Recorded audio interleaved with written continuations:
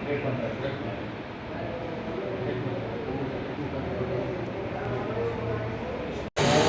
રાજ્ય સરકારના બે મુખ્ય ઝુંબેશો છે એના સંદર્ભે આજે મુલાકાત કરવામાં આવેલ હતી. સૌથી પહેલાં જે ફાયર સેફ્ટીની ચકાસણી આખા રાજ્યમાં ચાલી રહી છે એના અનુસંધાને પોરબંદર નગરપાલિકા દ્વારા જે કાર્યવાહી કરવામાં આવેલ છે એની સમીક્ષા આજે કરવામાં આવી. સાથે સાથ નિર્મલ ગુજરાત જે ગુજરાત સરકારનું હતું જેમાં સઘન સફાઈનું પણ 15 દિવસનું આખો કાર્યક્રમ રાજ્ય સરકાર દ્વારા આપવામાં આવેલ છે. તો એમાં જે કામગીરી છે એની પણ સમીક્ષા અત્યારે કરવામાં આવી. આ સિવાય નગરપાલિકાની જે વિવિધ શાખાઓ છે એમાં તમામ કામ કરતા અધિકારીઓ અને કર્મચારીઓ સાથે એની કામગીરી બાબતે પણ જાણ્યું અને અમુક સાઇટ છે ત્યાં સાથે કામગીરી સ્થળો પર પણ મુલાકાત કરવામાં આવી.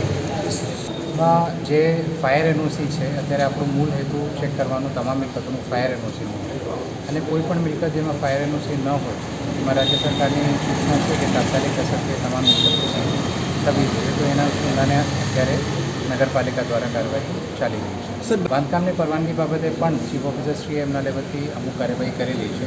એમાં કોઈ પણ રજૂઆત આવશે કે કોઈ પણ એવું ધ્યાને આવશે કે પરવાનગી બહારની મિલકતો પરથી આમાં જો રજૂઆત થશે તો અમે કાર્યવાહી કરશું. આમાં આ મુદ્દો ધ્યાને આવ્યું છે ફાયર એનઓસી બાબતે અને તાત્કાલિક અસરથી ફાયર એનઓસી મેળવવા માટે આજે જરૂરી જે લોકો છે એમને સૂચના આપેલી છે. સાહેબ આમાં એક શેડ્યુલ આખું અમે તૈયાર કર્યું છે કે કઈ તારીખે હોસ્પિટલ ચેક કરવામાં આવશે, કઈ તારીખે ટ્યુશન ક્લાસ ચેક કરવામાં આવશે.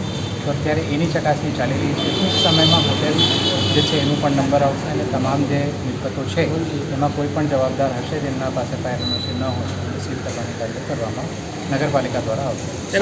સફાઈ બાબતે પણ બહુ ડિટેલમાં મારા દ્વારા સમીક્ષા કરવામાં આવી છે અને જરૂરી સૂચનાઓ આપવામાં આવેલી છે.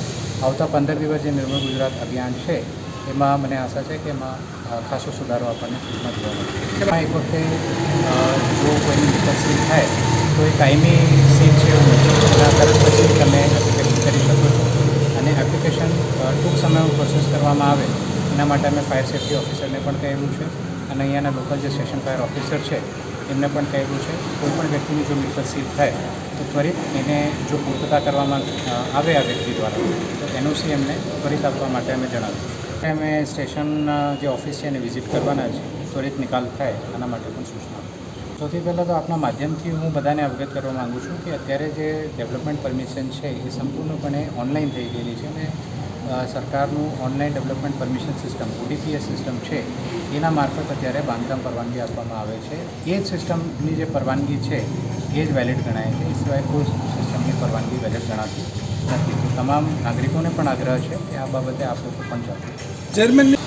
તો વેલિડિટી જ્યારે જે વસ્તુની હતી એ પ્રમાણે કાર્યવાહી થશે. કોઈ સ્પેસિફિક ઇન્સ્ટન્સ હોય એમાં ચકાસણી એમાં કોઈ સ્પેસિફિક ઇન્સ્ટન્સ હોય તો એની ચકાસણી કરીને અમે કાર્યવાહી આગળ કરી શકીએ છીએ.